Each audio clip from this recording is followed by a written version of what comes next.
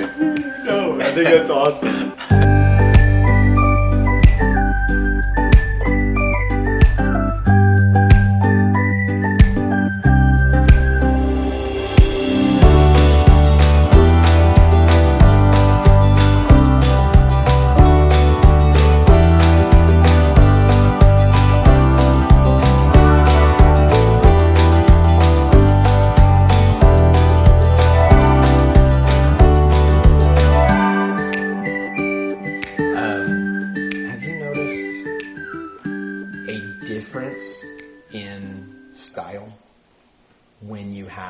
Your hands free, or you have a handheld? I think so. I haven't noticed it, but now that I'm trying to analyze it, which I like better. So I think it's a I think that the handheld slows me down, which is good sometimes, right? You need the good pace sometimes.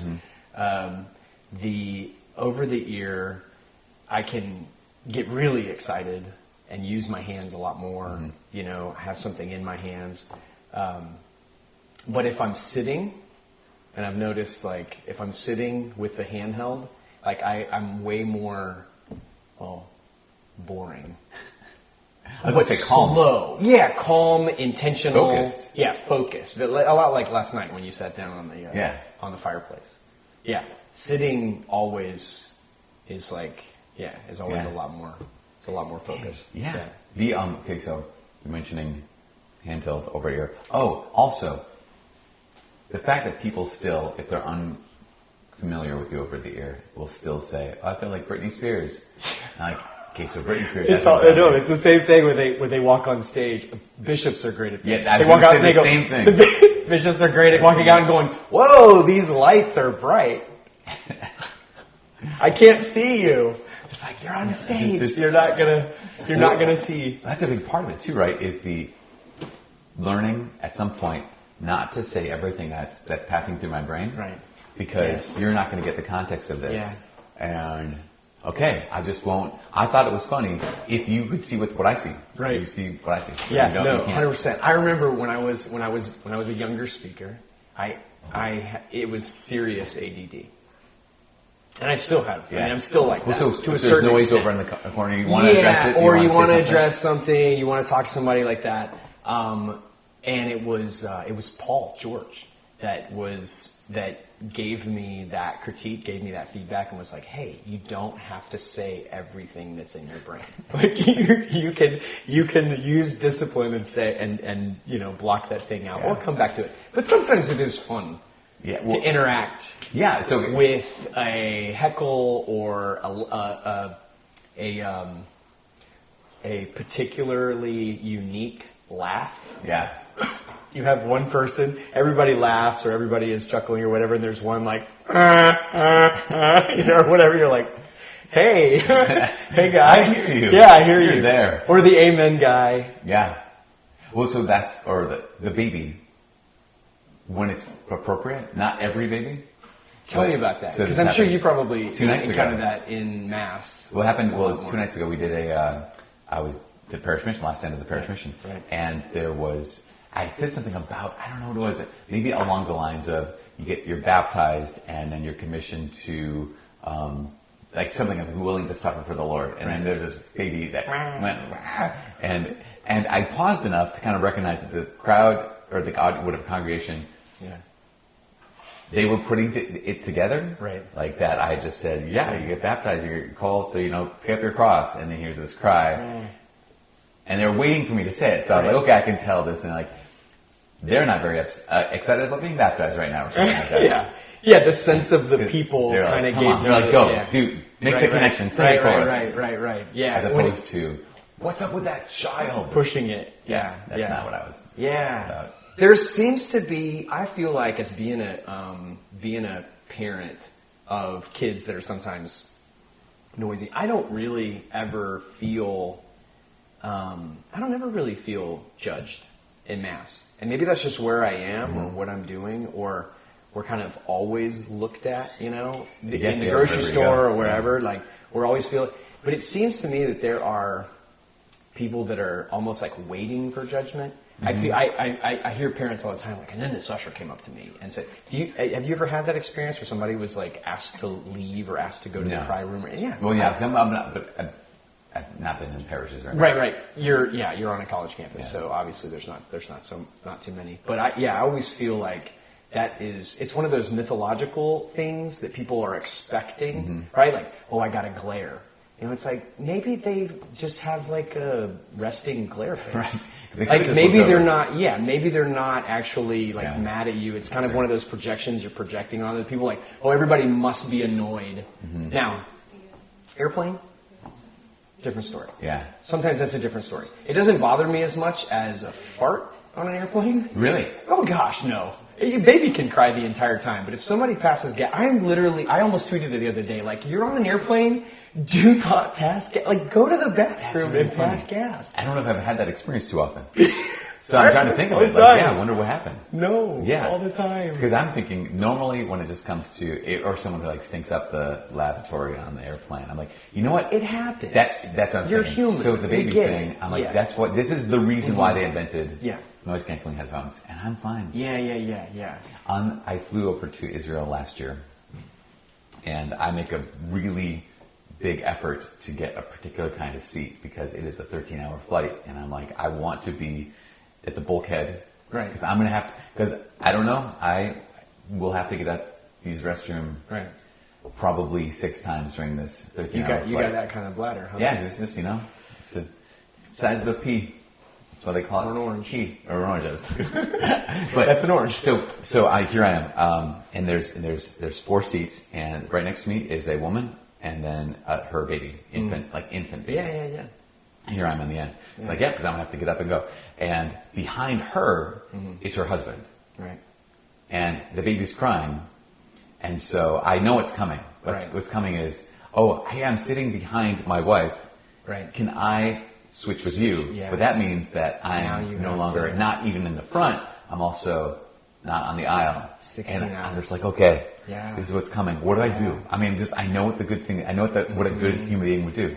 I know a good person would do this. And I'm just like, please don't ask. Please don't ask. But then at the same time, I'm thinking they're going to be getting up and switching and swapping. Right. And the great news is there was this Jewish man who was behind me on the aisle who took the initiative and said, you know what? How about if I take your seat to the dad, then you can have his seat and he can have my seat. Whoa. And so that's what he proposed. The Lord proposed. Was good in that. I just felt I was so grateful and I was so humbled. Yeah. I was just like, I would never do that. And I just think, what a small heart. I saw myself as the Grinch. Yeah. Realized it was true. And then, it brings up a good point though, like, cause when you don't want to ever get caught, well, of course you're wearing your Sin Fighter suit, right? Yeah. And you're expected, right? To be kind. Of course, you're gonna do that. You're gonna be proactive in your offering, your hospitality, whatever. For me, as like a lay missionary, lay minister, oftentimes I could just make up a story. Like, what do you do? I'm a sales. I travel around. Yeah. Right? Travel around. I could be whoever I want to be in an airport. Yeah. I'm keenly aware that in an airport or in any sort of public setting where I'm not with my wife or my kids or walking around with a priest or walking around with other ministers, that is one place where I'm there and on airplanes. Yeah. But I'm keenly aware is I could literally make up any story. Like, I'm being very vulnerable right here, thinking like, and I've never done that, right? I've never made up some story, but aware that I don't have to be kind. I don't have to be. I can be a jerk right here and be like, no, I'm not switching with you, or I don't have to, show kindness to people. I don't have to live. There's no Christian. I don't have to witness. I don't have to witness here. I can just be anonymous. Yeah, I can be anonymous. I'm not going to get credit for it if I am. Like being a professional Christian, on a stage or in a situation where people know who you are. That option is not there. The option to not be Christian isn't there. Like, I have to give testimony to what I believe.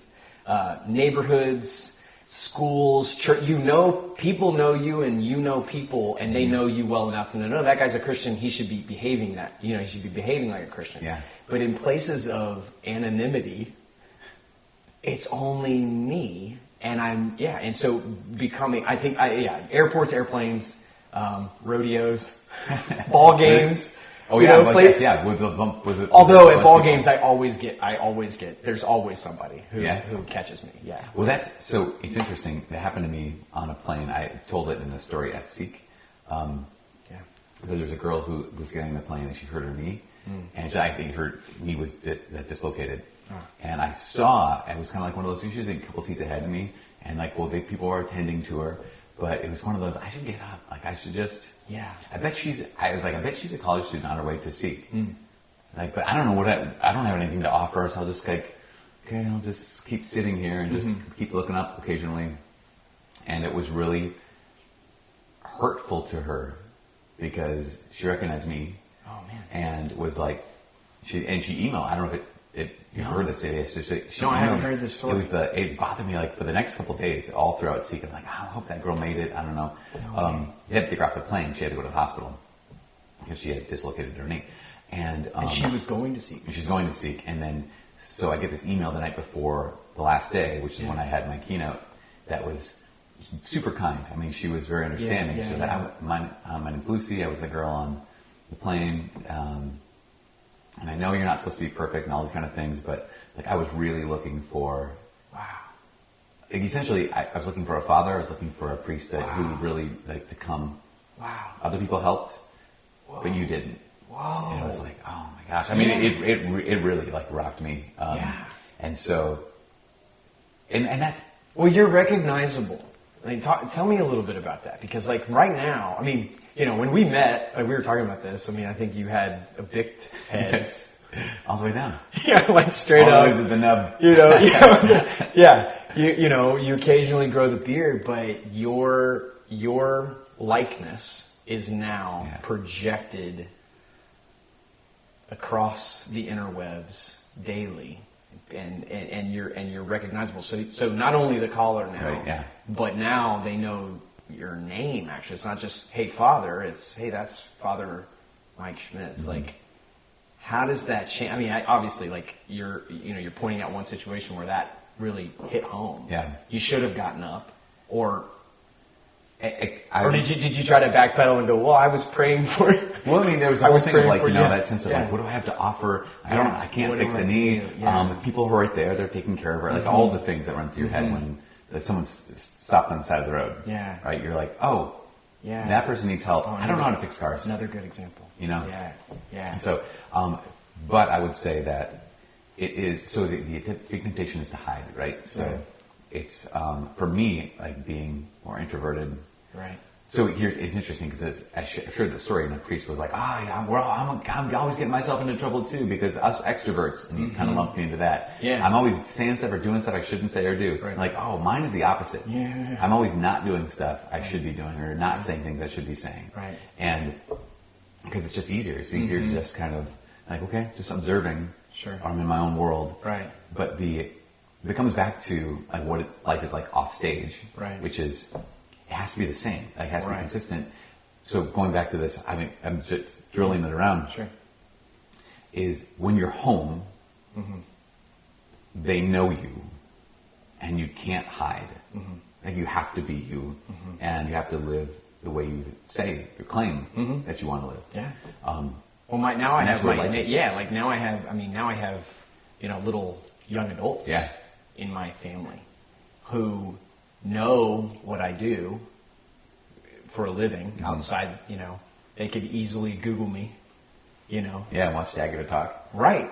Yeah. And talk about, here's what my life is like. I'm so patient. Yeah. As a dad. Or just, or whatever. And I've always spoken from a vulnerable place. I mean, it's always been, I can only be me. I think you have, not that anybody's not being themselves on stage, but I feel like if there's one thing that people say often, they go, Ennie, I love how authentic you are, how vulnerable you are. So I've always been, but now, having multiple people in my house, who could easily call me on and go, hey, that's kind of hypocritical now, isn't it? Or, you always say, that sort of thing is happening more and more. But so there's accountability, right? where we are prevented, I can't act in another way because you know me and you know what I profess. Right. And then there's the situations where you're either anonymous or alone, where it's you and Jesus, and your conscience, all together deciding, who I am on stage is who I am. Yeah. Hey! Come on in! Weird. Hi. Weird. What? I thought it was you. Good to see you too. Thank you.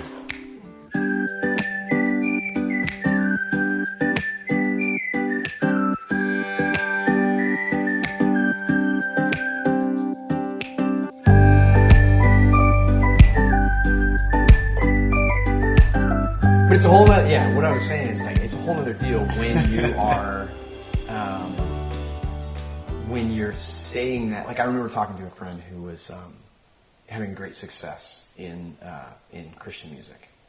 And he would say things like, it could come or go. I'm cool with it, And I remember thinking, that's really easy for you to say. You have your song has been number 2 in the country for, a year, or whatever it is, It's very easy for us to say, and I wonder if I'm not kind of if it's a place of pride for me, I think I might be holding on so loosely. Yeah, to be like, hey, whatever, I never wanted to do this. People just keep calling me. It's I'm sure there are folks out there who might feel called to preach, who might take offense to that a little bit, in the sense that I never asked to do this. I could take it or leave it, and they are, because again, 15, 16, 17, 8, 20 years ago, there was not an application process to become an evangelist. There wasn't, you didn't go to school to study to be a Steubenville speaker, right? But that's not to say that today, where there is now sort of an industry, or you can actually make a living for your family, traveling and speaking, am I being, is it something where I'm perhaps being, a little prideful there, going whatever, I can take it or leave it, because in my experience, when things have been taken away from me, or seek is it's like a depression week for me sometimes, Never been invited to seek. That's one thing I was like, man, I'm looking, it's one of those temptations to look, see who else and go is there. Man, everybody's there. Why am I, what did I do wrong? Surely, I could do something at Seek, put me on, anywhere. Maybe I should just go, and just hang out with everybody, right? Hey, you're here, get up there, You go talk. Yeah, exactly. That, that is, in my experience, I can say, I can take it or leave it. But when it is taken, I'm usually a baby about it. I'm usually hey, what did I, or I have the temptation to want to do more, So it is it is to make something happen. Yeah, especially or to push it. If we're both kind of saying it's so great because this is invited. It's what are you willing to do to keep a thing? Right. Especially, the way we can justify so many things, or even just feel sad. There's an old he's a retired priest in the Archdiocese of St. Paul, Minneapolis, who some people who he was very successful. He started a parish and did some incredible stuff, and then was getting called to do parish missions all over the place. And now he's just older, and someone who knows him said, I think Father so and so, I think I think it sometimes really saddens him that the phone doesn't ring anymore. And I never heard him ever say this, and she didn't say that he ever said it. That she was just kind of, so maybe it didn't. but there was an element of like, it was good for me to be like, yes, that is going to be my life at some point. Right, and it could be sooner than later. Right. We're going to be forgotten. Yeah. Well, my spiritual director once told me, this is great. He's a hermit who lives up in northern Minnesota in a one-room cabin that his grandfather built. I think he's 84 now, maybe. Yeah, he's old. Yeah. You know, drive through the woods to get there, and he's out on the front porch, just kind of like Gandalf. And Yeah. I love it. At one point, we were sitting at his kitchen table, and he's like, you know you're going to be forgotten, right? Wow, yeah. And I was like, yeah. He's like, no, really quickly. Yeah. You will not be remembered at all. Yeah. I'm like, yeah, no, Father, I get it. He's like, okay, but like faster than you think. And I like, yes, I mean, I think I get that already. I'm glad you're telling me again. Yeah. Because it's good to be reminded, you know, that sense of like, and so I came across this, that Billy Graham, at the end of his life, that he said, a man who preached to more than millions and millions of people, not just preach to them, that they came to conversion, they came to Christ through him. Transformation. Yes. Yeah. That he said that at the end of his life, he wished he had spent more time with his family. Yeah. Like, wait, so you were away doing incredible things. Like, really, the world is different because, different. Oh, for me? But there's family. Yeah, exactly. Love you. Thank you. Thanks, buddy. Nice lollipop. Yeah, it's right. I mean, I think, and so, yeah, look at you guys. Cheers. As much as, Feel better? nice, as much as, be careful, don't hit this. Yeah, because when I'm scrolling through and going like, oh, everybody's like hanging out at Seek and like speaking stuff, there's one of these guys right in front of me. I mean, they're on the other side of my phone, you know? Yeah, like they're going like, hey, you know? I think it really does kind of go back to that idea of, what is the Christian witness? And is it our preaching? Right. Or is that extra thing, that can, if I lose my voice, can I still be a Christian? Right. If I never got invited to do anything else, could I still, yes. And so it goes back to that idea of, where am I loving? Where am I being kind? In the everyday behaviors, in the airport, in the anonymous moments, in the accountability of my family. Was it St. John at the cross? In the twilight of our lives will be judged on love alone. Yeah. And that not on speaking alone, not on preaching alone, not on even conversions alone. Yeah. It's the deepest identity of the priest, in my mind at least, is yes, the one who offers a sacrifice, yes, the victim, but he's the father. Yeah. And that's the identity. All those other things are functionary things. Right. But the identity is fatherhood.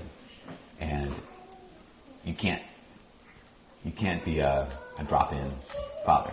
Yeah. You have to be there. Right. Where, and this is what people always ask, right? When they ask us about our family, so you're a husband and a father and you got all these kids. The question is always, how do you balance that? How do you balance that? And it was actually Randy Rouse who would answer that question. I remember him answering that question. He would say, "There's no balance. It is 100% your vocation.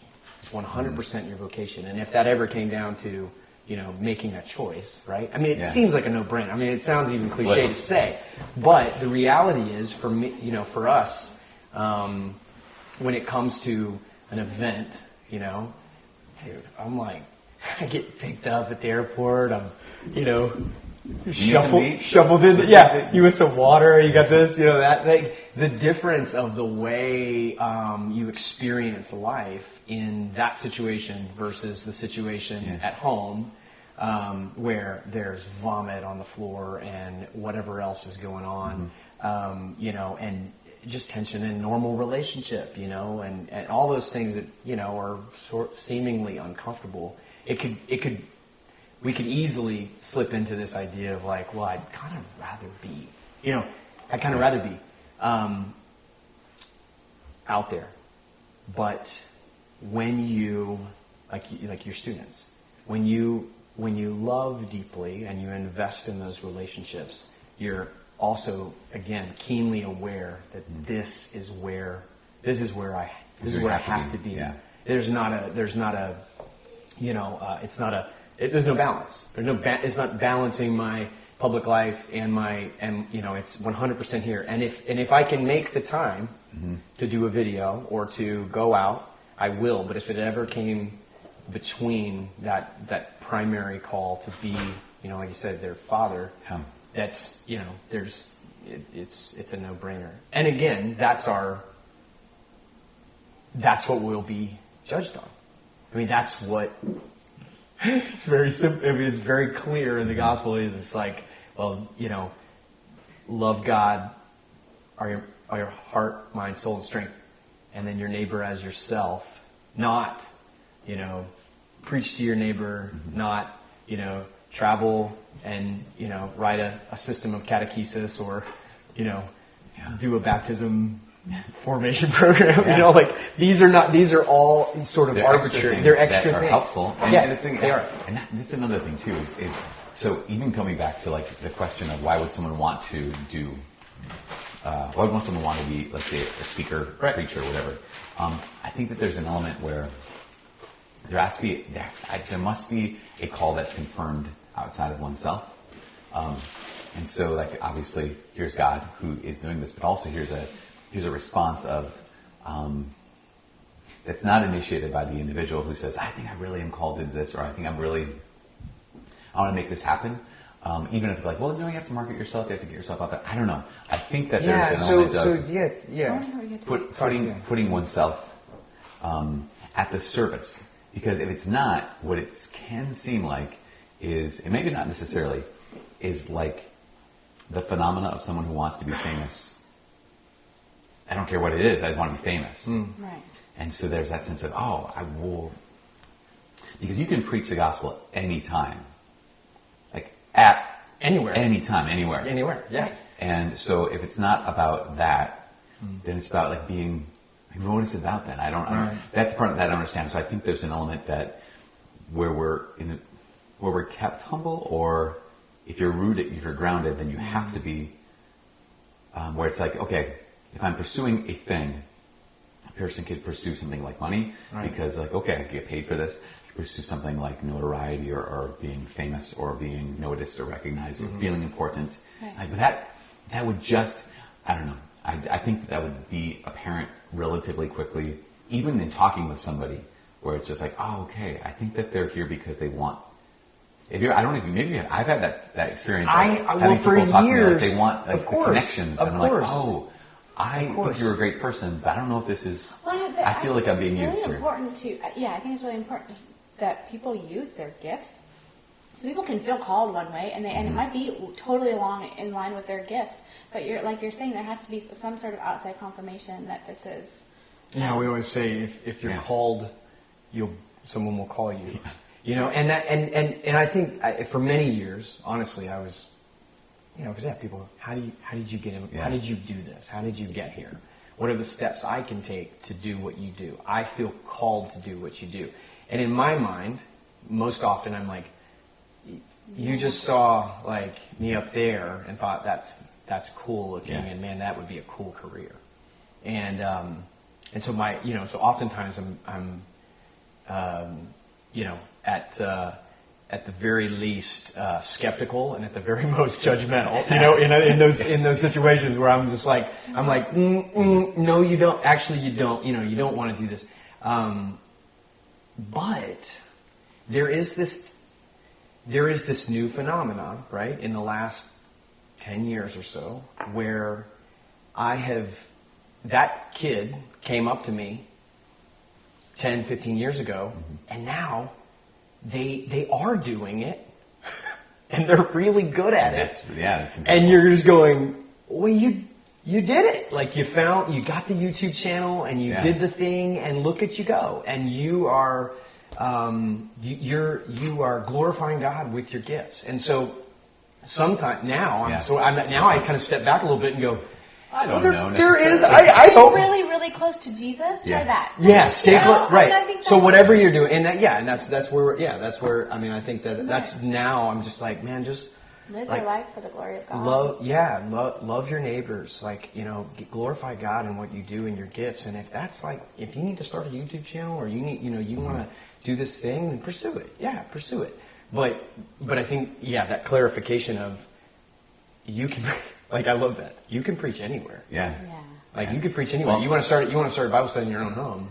I remember a guy who works at the Zoom conferences, and he had said, he's like, one of my frustrations is, it just pains my heart. He's a really good guy. Mm-hmm. We love him. That he says, I know people who will get on a plane to fly across the country to talk to thousands of teens, but won't cross the street to talk to one. Yeah. And so when I think about it, like, last night when we talked to all those folks who like work in the parish, and they're like, oh, we use your videos at this or that. Whenever I talk to someone who says that they appreciate the videos because they use them in their classroom or they use them in their religious ed or whatever, I'm thinking, and they're thanking me for so we're sitting in a room and going, I'll talk to this camera. But they're the ones in a relationship and like in the life, they know the kids. I totally agree. And I'm like, always. It is complete, like, whatever check, ego check, because I'm thinking, my thing, I'm getting it from other people. Like, original thought, I don't think it exists. Right. B, I'm having the opportunity from other people. I don't even have, all these kind of things. But you're the one who's in people's lives, in all the mess. I get to record this, press stop, upload it, and I'm done. You have to keep walking with them. Yeah. And that's the real thing. It's the same thing. That's the real thing. Right. You get off, exactly. I mean, that is, I'm sure you've had that experience too, like, getting off stage and they're like, thank you. And you're like, thank you. Yeah. I just gave a talk. Yeah, and you brought all these teens here. You're the one, like, I'm going to go to bed, and you're going to stay up late and have pizza, and you're going to talk about stuff, and there's that one kid who's going to hang out, and you're going to stay even later for that one kid because they're in the midst of... Because you're really processing something intense. You left your family to go eat terrible food. After working all week. And Right. you have to go to work on Monday. Yeah. I'm taking a break on Monday. 100%. But you're going to go back and you're going to have to be there. And then on Wednesday when they show up for religious ed again or for youth group again, they're going to... And you're going to be in their lives. Mm-hmm. And you're doing the hard work of accompaniment. Mm-hmm. You're doing that tough work. And and I think there's a danger in what we do sometimes because we are... we're the holiest guys in the room simply because somebody gave us an opportunity to have a microphone or to get in front of a camera. And I feel like what we're trying to do with Del Rey Collective and the Open Porch is to say, like, actually, you too, you're holier than we are. Folks that are working in accounting and folks that are going to work every day on a job site. Wait a minute. You're telling me that somehow you think I'm holier than you because I have a microphone in my hand. Like, the reality is you're going into the dark places. Mm-hmm. You're going into the places where, dude, we walk. I mean, hey, Ennie Hickman, welcome to the side. Everybody's clear for like nobody does that for Joe, right? Who's just loving his wife and kids. Joe just wakes up in the morning and does the right thing. Yeah. Loves his wife and kids, goes to work, does his job well, glorifies God with his gifts, prays, and I'm the one getting credit and affirmation and pats on the back. I want to change that storyline. We really do, because it's dangerous. Yeah. Again, it's the idea of like I want to be in. There's a falseness to it. I mean, meaning what I mean by falseness is not just even like disingenuous. It's just not true. Yeah. And so it's like, why not live in the truth? And that's whenever someone says, "Well, how do you stay humble?" And then I think that sounds interesting. People always say, "How do you stay so humble?" But I'm like, well, you're just assuming that I'm humble. Right. So that's one thing. It's strike one against me. Right. And secondly is, I don't know. I think that there's no secret, but I think when you know your own brokenness, then it's like, well, what else could you be? Like, honestly. Right. Because I can say these things that I know are true, and I want to say them as best I can. I'm representing him, not me, hopefully. And I know the mess. I know that I'm a mess. Right. And I know what mess I'm going back to after I get done with this. And also, like we've talked about before, when you walk in the house afterwards, I don't care who thought you were awesome this last weekend. I need you right now, in my life. But that's so glad you're home. Even now, like today, I'm getting text messages from our students. Some are doing great because they're on mission work all over the world right now. That's awesome. But then also some who are like, okay, this has been the worst week because I'm back home, and are you going to be back tomorrow night? Like, I won't be back until the next morning. I'll be back late tomorrow night. So what can I do? But they don't care if I have a microphone or not. They don't care if whatever, Right, they need you in their actual life, not in their virtual life. And so when it comes to humility, I'm like, I'm doing so well. Like, Yeah. Right. Anyways, but I think, sorry if I go on, I don't want to. No. So I acted in college, and I wonder if this could be a personality flaw rather than an asset, but it could also serve. Anyways, here's how it goes. There are some people after a show, they would come backstage and they'd be like, oh man, I'm so pumped. That was awesome. Don't you get that rush when you go on stage? And no is the answer. I've never felt triumphant or exultant or whatever the word is, never had a rush after getting done with anything. High or anything Let me ask you a question on that. Have you ever given a great talk as you're walking down the steps off stage? Like walking off stage. Telling myself, have you ever said, man, I just nailed that? I've never said that. Not a single time. There are a couple that I know, like, okay, I'm like, okay, it's done. and they laughed. It's over. They laughed and they were clapping, so that's good. Right. But even that, it happened. I was at a conference a month ago, and Regus was talking about it last night. Like, there's only standing ovation all weekend. I'm like, I think that was a pity. Like, my interpretation is like they felt bad for me, and so they were, kind of a. Yeah, I'm always looking. I don't know. Yeah, you do the same. Yeah, no, never. Just like, okay, and I'm going to people like, was that okay? Yes. Is that what you wanted? I hope it was. Like that. I just avoid people. I'm like, I look and I'm like, okay, there's the no reaction. Oh my gosh, no reaction. Did I do? So I'm like, okay, I'm just gonna. And then you start recounting. Like, I didn't even the name of the talk. I didn't even say the name. Then you start going all through the whole entire things, and then of course, then then it's weeks later or days later where you get the email, that just says something. Yeah. This changed my life. Right. And you go, oh my gosh. But that's to God be the glory. And that's right? it, that's exactly. The only way you can, that's the way we know that you're not the one. I just wonder about that sometimes. Like, are there contemporaries of us who walk off stage and like, I killed it. But I don't think so. I don't know. I really don't know. Freedom of being able to say that when it goes well, that's because grace. That was God's grace. When it doesn't, I could have done better. I mean, but there's grace in that too. There's also grace in that. Yeah, I think completely. Because all you can do is offer whatever gifts you have at His service, and I think I think that's true in parenting. I think that's true in motherhood. I think that's true in ordinary missionary discipleship. Sure. And I mean, good prep, is good. Making sure that you're well prepared. You have your notes. But also, I have found that if I'm like people ask, how do you prepare for the summer? The max travel time. I'm like, I'm in a state of grace. Like I've gone to confession. I'm tracking. My prayer life is tracking. My relationship with my wife is good. It's got sort of all those. Unseen things, right? That you've taken good care of your health. My health, I've slept well. Those types of things where that can make all the difference in the world on how I perform. When I'm on stage, as opposed to, oh man, I just prepared really well, and I had great notes, and man, that was just a articulated talk. So then, deeper preparation. Yeah. I've noticed this has happened in the last couple months.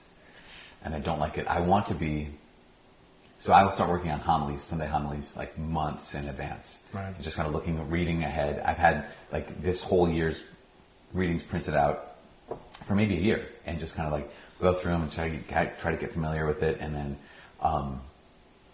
and yet, even after working for however long, the last couple of weeks has been, I'm not done until Sunday morning. Mm-hmm. Yeah. And it's so frustrating. Because I want to be the person who's like, oh man, I can relax on Saturday night. Oh. I'm just this is so great. So whenever if I ever have to fill in for Mass on Saturday night, I'm like, that's going to be great, because it means I have to be done and I can sleep on Saturday night, and it's going to be so good. But I think in some ways that the grace of the Lord just has been merciful to me and showing me a couple of them. For actually one, it was maybe the second to last time I was on campus before coming here. I had half of the homily noted out, and then like 4 points or 4 kind of like examples.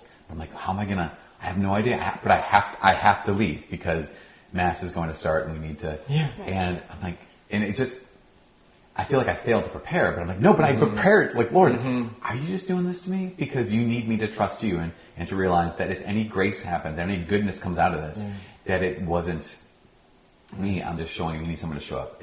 So no, totally. And I think that, I think, again, going back to the idea of, when you talk about accountability and loving your students and loving our neighbors and inviting people in and loving our children and our spouses and all those types of things, that I feel like, if that's our primary, if that's what we're supposed to be doing, it seems like my stage, my talk, all of those things that are sort of these extra, these apostolate things, is really just it's a flow, it flows from my experiences here. So when people say, well, like your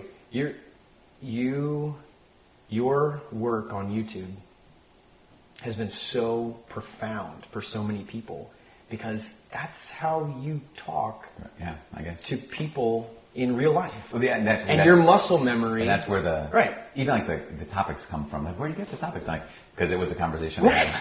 Exactly. A real life conversation. Like, it was a real life. Yeah. It's a real life struggle for you, or if it's a real life struggle for your friend, or it's something that you've talked about. So so the whole idea of being a speaker or an evangelist somehow separate from your ordinary deal, it's really it's ridiculous anyway. So so kids, you want to be a speaker, live your life around people, experience love and relationships, and pour into people on a daily basis, because that's gonna show when you get into a public space. You're so great at that, and like you've blessed our lives for so many years, and this has been really fun. And thanks for coming to Texas and eating salsa with us. It's my honor and pleasure. Yeah, awesome. Thanks. Love you. Love you too.